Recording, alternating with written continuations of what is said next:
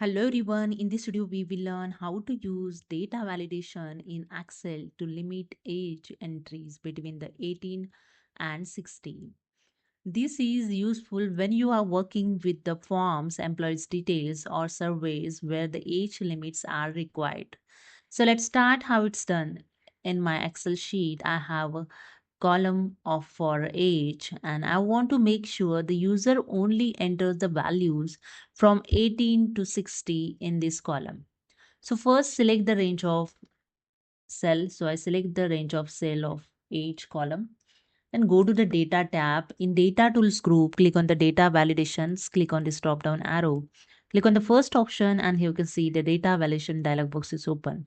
In settings tabs in validation criteria in allow, just click on this drop down arrow and select the whole number. Okay, and in minimum, just enter the 18. Okay, as I required the minimum 18 age here and maximum 60. Okay, so after that, just click on OK. Now here you can see to test this cell range, you just enter here 61 and press the enter key. See, the Microsoft Excel, the value doesn't match the data validation restriction defined for this cell. The error is showing. Okay. And if you enter the 45, it's accepted. If you enter the 19, it's accepted. 20, 43 is accepted. If you enter 78 and press the enter key, see the again error showing. Okay.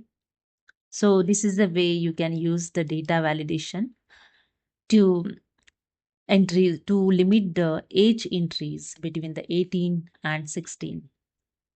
So hope you understood. If you like this video, please subscribe. Thank you so much.